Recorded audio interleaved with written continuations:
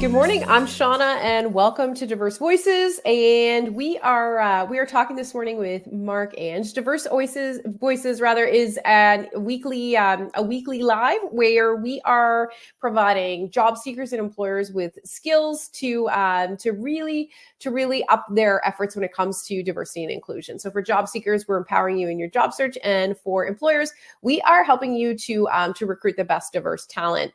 And Marc's going to lend his expertise this morning to help with just that. Marc, would you like to introduce yourself, please? Hey everyone, I'm Marc, and I've been in recruitment for well over a decade, specifically in the technical space. I've recruited for tech companies here in Toronto as well as San Francisco and other parts of the world. But I'm just, again, like I said in the last video, I'm just so glad that you included me again, Shauna, because I had to look at some of the other people that are speaking on this series, and I'm very humbled and honored to be able to be part of everyone to add to this collective voice. Awesome. Well, we're pumped to have you. And this is Marc's second time doing a live with us, because we talked previously from like the job seekers perspective, helping with form professional networks.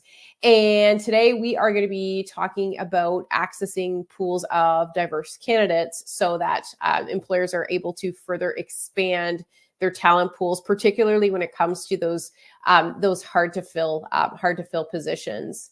Reaching new and diverse talent pools can be really critical for employers. Can you share any tools or strategies that you've found particularly useful when it comes to accessing new pools of talent and particularly diverse job seekers? Yeah, I think what I explained to the job seekers and what I would probably explain to folks that are hiring, you kind of have to, or maybe I should give some context. What I explain to job seekers is to think where you stand on yourself when it comes to diversity. It would be the same thing, but now you're taking it from the employer's perspective. So you personally, where do you stand on diversity? Do you feel that it's going to add value to the organization and also add value to the team? But more importantly, is it going to add value to the person who you're hiring for? Because when faced with the conversations that we as recruiters have to, give responses to, we have to do our justice as recruiters. We have to do what's right for the candidates that we represent to these individuals. So we have to know what our hiring managers value in this. And if you have a similar or common ground on the belief, start there. Whatever it is, right? It might be certain roles that they can see potential for diverse talent. It also might be an area of which that maybe they are looking for an opportunity to be educated now, and we work towards it later on. But you kind of have to start as to understanding your value and your hiring manager's value, and then where they stand on it. One of the very simple ways to do it is just find places that talk about diverse. And if they offer a free area of like promoting that you can advertise your jobs, start there. One of the really cool things about posting in these free job boards or free places is that now you have a source, right? You can get to not only have people apply in, you can also, if you want, spend the time to talk to those individuals and understand why they applied in, why they continue to go and search for it. If you want to add a little more data, cross-reference some of those people that are applying in on their LinkedIn profiles to get a better sense, because I think LinkedIn is a way to be able to understand kind of where the talent market is, because it is a professional network. We're all on LinkedIn. And more importantly, you can get a lot of data through it. But I think that the one strategy would be find those job boards that you can apply, or that you can post something free that is around diverse hiring, and then start there and see what happens. Do you know any off the top of your head? I have a diversity job board. Well, hirediverse.ca. I don't have a free job posting, but do you know of other job boards where they do like the free ones? I think one of the things that, not off the top of my head, but what I will do, I'll make sure that that if people connect with me, I'll come up with a list and provide those lists. So I'll encourage people to kind of give me a contact and then more importantly, I'll send you that list. I'll put myself down for 5.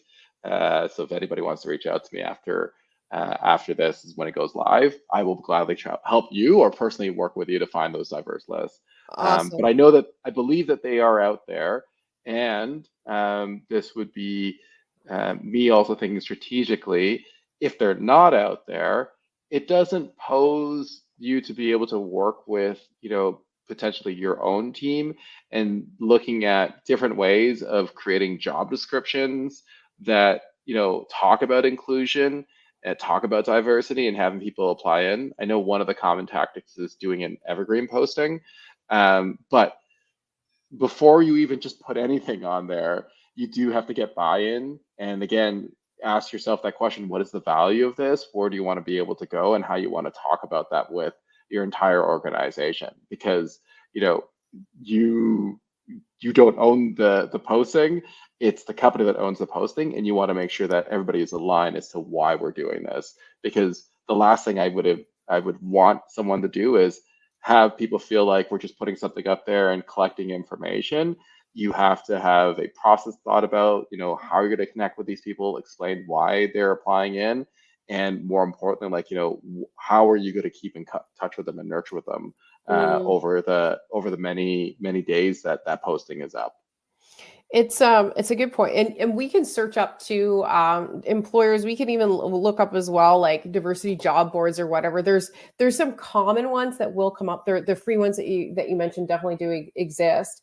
And then I think the other thing that can be useful too is community groups will sometimes Mm-hmm. share those job postings also. So when we think of like what are kind of like the traditionally like marginalized groups in our community, they will sometimes have a central hub where they connect. So I think of particularly in my area, there's like a newcomers center through like my YMCA. So you know what? Yeah. If I reached out to them, they're probably going to share my job opportunity if it's aligned with their audience. And there are lots of opportunities like that. But I think having a list would be hugely helpful and bring big value to employers. And to your point around like first being united, and like I feel like it is hard because we often do just want to go to tactics, right? Like, okay, like let's do the thing. But I think it's so important what you say around like understanding kind of what that value is from the get-go, and Yeah. having that alignment discussion first can be really key to ensuring success.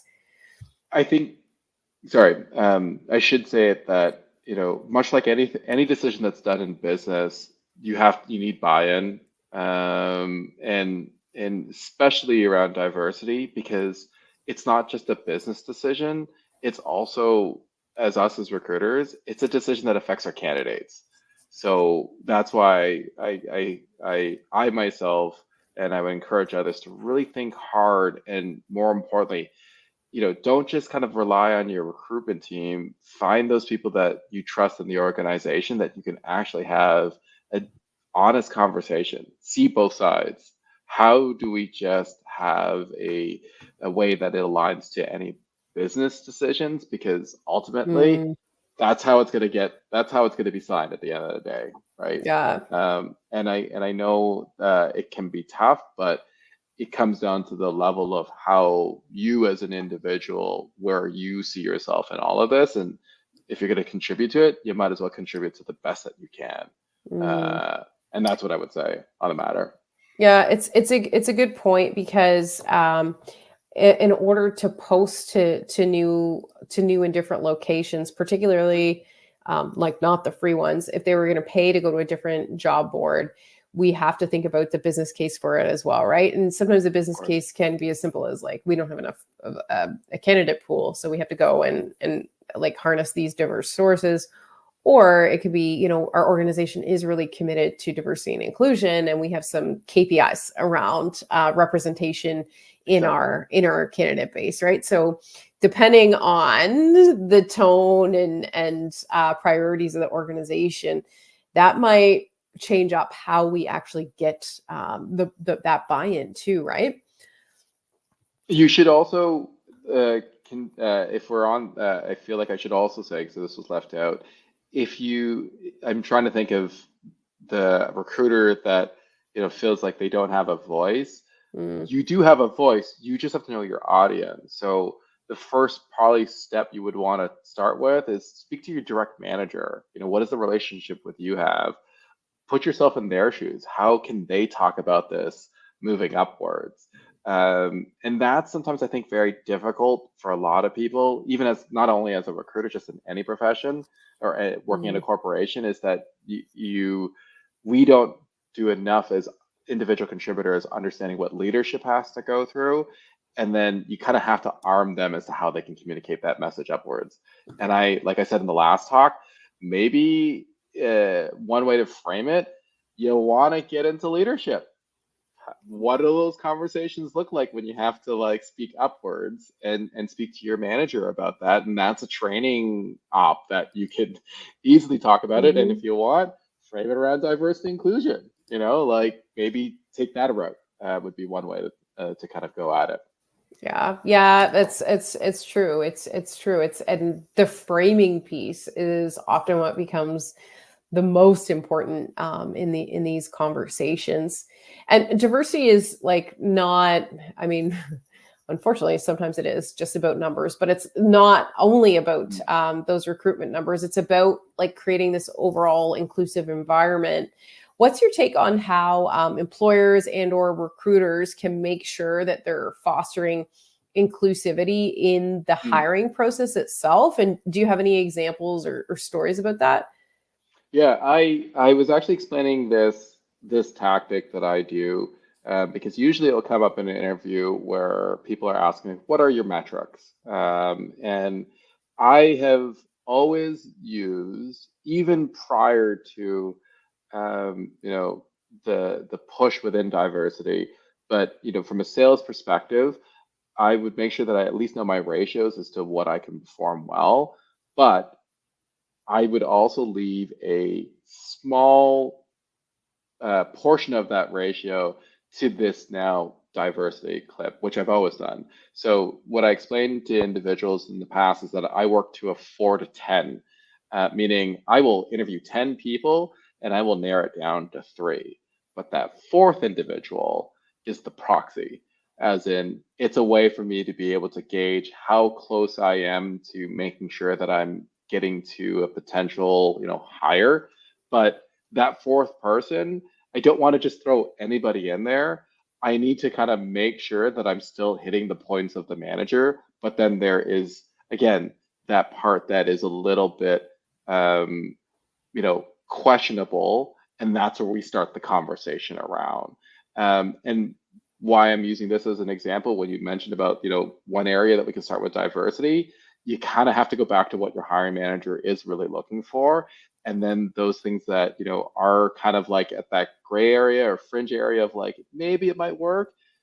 That's the opportunity that you can be able to kind of like showcase some of these candidates. Because I think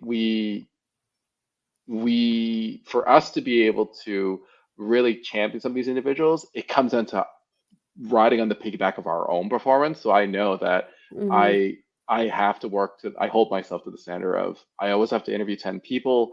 I got to make sure I got to always find the 3 best people that are closest to what I think is going to get to the hire. And that fourth individual is just things that I can ultimately have a conversation around, not sway, but just kind of be able to highlight those differences, Mm. so that you can still are doing your part to being as inclusive as more importantly, but then you're also testing and working with the manager to understand, like, are they on the same page as you when it comes to diversity and inclusivity? But are they willing to bend? Are they willing to kind of be able to make a business case with you to be able to move forward? And if you're wondering what those data points are around how they make the business case, simple. Are they coachable? Are they trainable? Are they the individuals that, can add just a little bit of a different voice to the team in some way or provide just a different type of perspective? That's what that fourth candidate would look like in the mix, in my opinion. And like, so do you mean like assuming, so I guess a lot of assumptions go into this. So it's like assuming the manager has like is working from a job description that is like clear and everyone's aligned on it. So are we saying that potentially the fourth candidate doesn't meet exactly all the specific criteria, but they maybe meet like say 80% of it? Do you know what I mean? Exactly. Is that what you mean? Yeah. Yes. Yeah. Like I think the one that we can all relate to is we give a range, X amount of or X and Y years of experience. Mm, There is that proxy that I like to play around with. Is it really 3 to 5 years, or can you go 2 to 4 yeah. years instead, Yeah. right? But we're still again hitting those hard skills. And then when I was explaining about the data point that you're looking for, pull out those really good examples around coachability, ability, more importantly, their ability to be able to take feedback Mm, and using that feedback that has helped them progress in their career. Because everybody can say that they can take some tough feedback, but did you actually take the feedback and run with it? I think that's where a manager would feel like, okay, they don't have X, but they're saying and demonstrating those things in the interview, and I can also resonate with them as well. There's that part where you get that bit of buy-in with the manager where they feel more comfortable to continue on with that individual. yeah, this is a good point too, because sometimes sometimes when we have diverse candidates, they might not meet the exact, I don't know, like to your point, like the experience requirement or the perfect school or whatever, Mhm. because their experience is just that, perhaps diverse from the market that we're in. So I think it's an important thing that we do consider and challenge our hiring managers on that, particularly when it's like this person has everything to be a great hire. It's an opportunity to really take on that advocacy role and to potentially shift a mindset around that manager who's perhaps putting some things in the job description that is not allowing all candidates to move forward in the process. So it could be really impactful to the process, to the manager, and really help to change things, it seems like. Yes, agreed. Yeah. So okay. So obviously, like we're going to job boards to hire people. It's where the process often will start, right? But not always. What are some Mhm. other places we can go to source candidates, particularly to expand our diversity talent pool? The one place that what's interesting is when you mentioned about not that specific school, but these days, a lot of institutions now talk about diversity. So if if the if the manager is on a specific institution, probably the first place is go to that institution and understand where they stand on diversity, and then look at any potential alumni that are Mm, associated with that diversity or that association that is probably promoted within, and then go there. Because those associations will have people that you can connect with. But if you want to do, again, that responsibility to the candidate, don't just stop with the people that are alumni. Get to know them and who they know, because probably some people in their own community may not have had that opportunity that they have, and they may know someone that they could champion for mhm. you. And that's what I would probably start with. The These days, especially now that Google is not allowing X-ray search on LinkedIn, and it's basically almost done. What we don't do as recruiters a lot of is X-ray search on institutions and the alumni and following and starting with those individuals.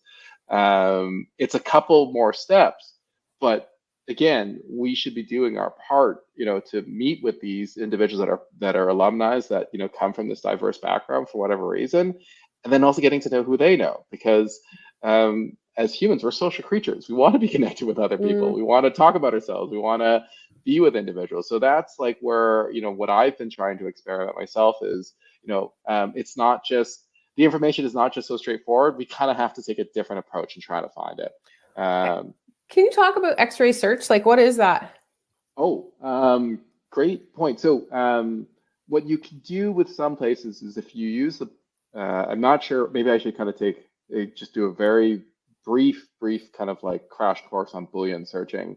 Yep. Um, within Google, there are these things called Google Dorks or Google operators. And the basic stuff is when you take a word, we'll just use X as an example, is your first word, and Y is your second word. If you put an operator in between these two X and Y's, like and, you're going to be looking for both those words together.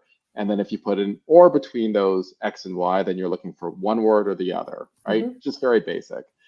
When you get into some of the more advanced Google operators, one of them being site colon, and then you put a specific site, you can start searching any type of words that are in that site.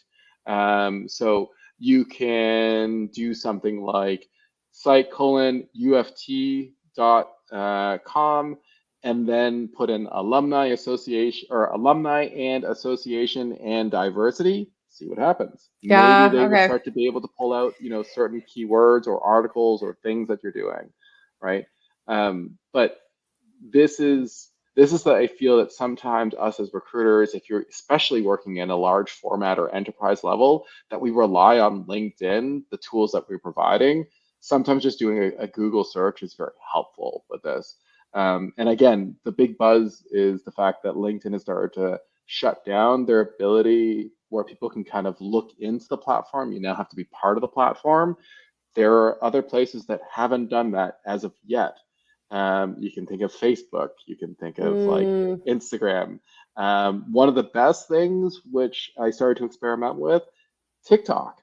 I mean, if you have a TikTok account, there are more and more people searching on TikTok to find restaurants and everything. I'm pretty sure we can find a lot of stuff around diverse and inclusion, posts or even videos or even TikTok videos around it that you can probably get in contact with some of those influencers or even followers. It's another way to do it. So when you say X-ray search, it means our ability to search from Google, like and peek Into inside an actual these site places. itself. Cool. Yeah. Cool. If any, I can also, again, if anybody wants to learn a little bit more about it, you can also put that they can connect with me directly, and I'd gladly, again, walk through some individuals that would want to be able to look at it. Or I'm pretty sure you can probably find many other individuals in the talent sourcing or talent recruitment space that talk about this. There's tons of material around, X-ray search. Cool. It sounds like you're a search expert. I'm like, can you find anything on the internet if it's out there? Not yet. Sounds like you can. Almost though. Not yet. I have my limitations. I think of things very differently.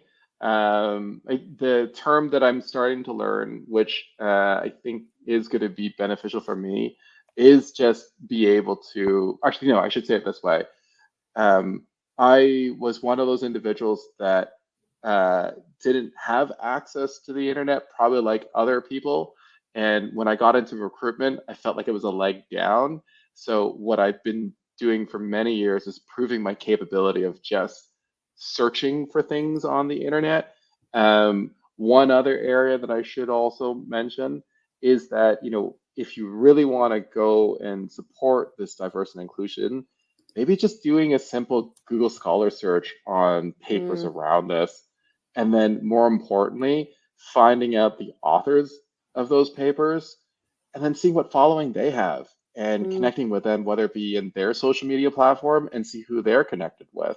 And then just start to be able to do that. I know it sounds like a lot of work, but these days, with artificial intelligence, you can kind of use some of it to kind of help with a little bit of the summarization and the legwork, but it's going to require a human like myself or like your listeners today, that they have to make these decisions and think about some of these things. Yeah. And kind of do their part to be able to kind of do the responsibility for people that are supporting advocacy around diversity and inclusion in our organizations. Where would you start for the Google Scholar search? This is where I have to learn a little bit more. You can, I believe, hold on, I'm going to do a quick one myself. Because I have If I feel like I just have it on my browser and I don't know how it's how did it get there as an option? If you type in Yeah, scholar.google.ca, or for the folks in the States.com. There you go. there you go. And you And can then start searching. You can just start searching terms, certain papers, and then go on. Because applying then the X-ray approach, once you find those papers or find those authors, you can then start to go back and, maybe look at the not necessarily cite, but you would do things like you would probably find scenarios where the author probably mentions their alumni, and then go back and then use the cite colon on that particular place where the individual wrote, and see if there's associations. And it's also a good talking point to connect with people in that diverse community because you read this paper and want to learn a little bit more. Yeah, it's a good point too. And so it sounds like search and kind of like leveraging the internet and searching is a really great place to start, but doing it in ways that are like perhaps a little bit more sophisticated than just like open up a Google tab and search on like find diverse candidate IT Canada. Like it's just getting like a little bit more, you know what I mean? It's getting a little bit more strategic and specific to get results that are actually going to help you advance to find those candidates, it sounds like. I would also suggest even working in tandem with either your manager, or if you do have that diversity expert or even the diversity team in the organization, they probably already know half of these places that you're probably going to already be searching for. And again, if you're going to approach the conversation like, I want to do my part in advocating, and you want to do your own research, you want to kind of get up to speed, I'm pretty sure they'll equip you with where they get their data and stats, because they're the ones that are formulating the business case to the organization. So learning some of these little techniques of just how to go and search for it, and then being armed with that information will just only improve your capability in trying to find the Google, refine your ability to be able to Google search anything. And then if you really want to go at it, then that's when you start to get into AI to be able to go a little bit faster in terms of just getting these things at your fingertips.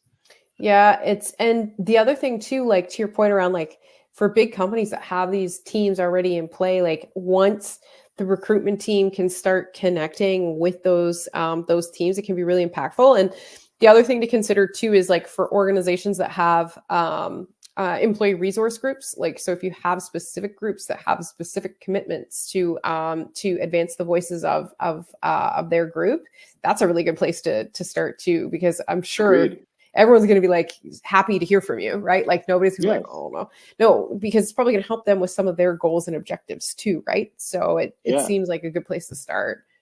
I don't know if it was this talk or the last talk, but I've always been a firm believer of strength is in numbers. So just starting with the motivation of like, you want to just do what you want to, where you want to provide value is the first part. And then the second part of just going and say, I want to help get more information. It will probably motivate you to go and try to do a little bit more of the searching out there and fighting for the information or the truth. And it might even just make you a little bit of a better recruiter to be able to find these people as well. Yeah. It's so true. It's so true. And like in the absence of having like a broad talent pool, exhausting all of the options available to us and recognizing that perhaps not all groups go to the exact same, whatever website you've been using for, and don't you find employers will use the same website for like 20 years, right? It's like, so why not add some mix to that and mix in the tactics? Because if you're not seeing any representation in the approach that you've been using for the past, like whatever, 5, 10, 15, 20 years as a company, it might be time to expand your horizons and add some other candidate sources, right? Maybe there are candidates that have not heard of your openings or whatnot. So yeah, agreed. I mean, that website is called LinkedIn. Right? Like let's switch it up. Well, it's LinkedIn. It's like the Indeeds of the world. And it's like, I don't know. It's one way to do it, but it's so much volume. What if you took a more kind of niche targeted approach? Could that maybe be helpful to expand the pool? What about job ads? Can you give like just maybe one tip on how employers can make their job listings more appealing, particularly now when so many companies are competing for professional talent?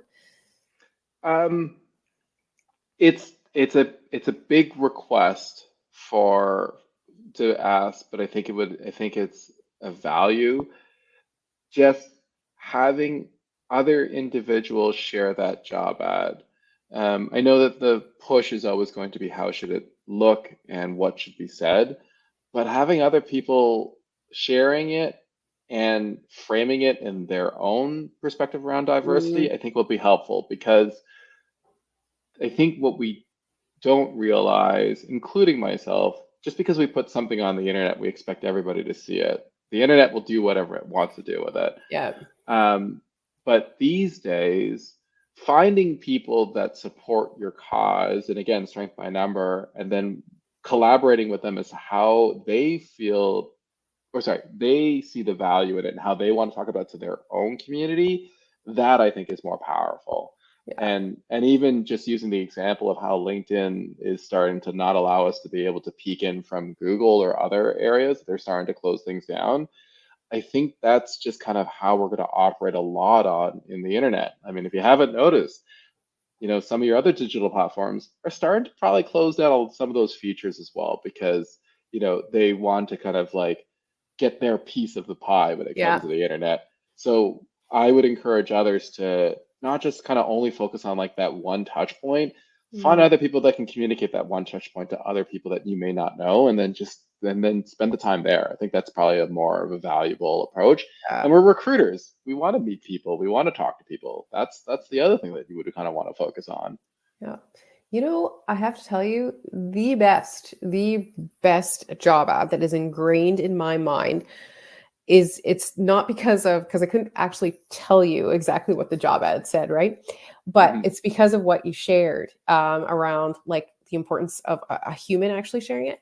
It was, and I can't even remember. It was some HR role, and the holder of the position was going Hmm. on a maternity leave, and Hmm. she wrote kind of like just like this beautiful narrative about kind of like how she has really loved working for this company and some of the things that she particularly enjoyed about the leadership style and blah blah blah. And like I can still like became ingrained in my brain. Like I was just like, wow, right? Because here is this employee, this senior level employee who's like sharing a personal experience. It's just very impactful, so much more so than me seeing the job ad in a pile with thousands of other ads on LinkedIn and just scrolling by. This one stopped me in my tracks because this person had to write this beautiful post about it and Yeah. excitement for her future phase of journey. And it was just like all things that resonated with me and I related to, right? So, and I wasn't even looking for a job. And I was just like, oh wow, I love this, right? I'd work there, Yes. right? It was really, really impactful. So Diverse Voices is really all about amplifying the perspectives of diverse job seekers and helping out employers who value diversity and inclusion. Why do you think inclusion is important, Mark? As I mentioned in the last talk, and just some like kind of main points from that is uh, when we were speaking to job seekers, I was talking about the fact that to get a diverse perspective around the problem and to truly solve the problem, having the diverse perspective of many people at that table um, will help include others and also solve the problem for other people, not just, your customers or clients or shareholders, stakeholders, but you're really trying to do our part of solving the problem for, everybody that is on this planet, in my opinion. Mhm. And I think the call to action for the job seekers was do everything in your power to get to that table so that you can be part of that collaboration and we can do it. But now thinking about who we're talking to today when it comes to hiring managers, I think our job is to not necessarily try to advocate as to why it's right, but think more long term. Like, think about it in the sense that it's not advocating what's right, but we're just being consistent in our ability to do what is what we do as humans and being responsible to continue to allow diverse individuals coming to that table and hold on to it. Because if it's not necessarily you that helps, brings those people, but you're educating people that are coming up and talking about and advocating why you feel this way about diverse and inclusion, you're just giving them more information and you're passing on that information to help them fight the battle for you when when it's not there. And I think that's it. It's about the consistency of just us staying responsible by trying to include others. Because when I talked in our last session around career, or when I created this community, which is called Career Seekers, this was the idea that we all have challenges, and sometimes we need diverse perspectives to be able to help us understand how we can solve it a little bit better. And and when I thought about trying to solve a problem in somebody's career and how complex it is, it made sense that I needed to include others that have lived and done that problem, not only at different perspectives in the organization, but more importantly, where they were in their career. And I think of individuals that, now people who have retired and have come back, and the things that they've seen and some of the stories they've read. That is just information that they've lived through that I would love to be able to have so that I can help me solve my career. I think that would also help them understand their perspective. That would help with this diversity and inclusion, situation in organizations. So that's kind of, I guess, the call to action would be just have the consistency and continue to have the responsibility to keep on fighting and provide diversity and inclusion to the organization. Regardless of if you take a few knocks, you got to keep up because you're helping out other people, before you, or other people before you. Yeah. I thank you very much for your contributions to the discussion today. How can people keep in touch with you? Yeah, as mentioned, like in the last talk, I would suggest just connecting with me on LinkedIn. I'll also provide some links to the community. It is a private group, but if you connect with me, I would gladly include you. And what I said in the last talk, it's a private group so that we allow people to be able to experiment, network with one another, try some things, overcome some of the challenges that you're facing in your career by trying to connect with others there. If not, you can always connect with me directly, and I could try to, again, foster that relationship with people in the group. Maybe you need someone like me to be able to champion you to somebody that's in the group and just need a little bit of a connection. But that's one of the areas that I'll be focusing on, and just trying to do more on LinkedIn. So LinkedIn's kind of the first place where I would suggest people to go. Awesome. So we will link to that in the description so that folks can reach you easily. Thank you again for the conversation today. Recruiters, hiring managers, if you're looking to connect with diverse talent, please visit hirediverse.ca. That's my site, which is designed specifically to connect diverse talent with employers who value diversity and inclusion. Diverse Voices will be back next week, Tuesday morning. We will see you then. Thank you. Bye, everyone. Bye.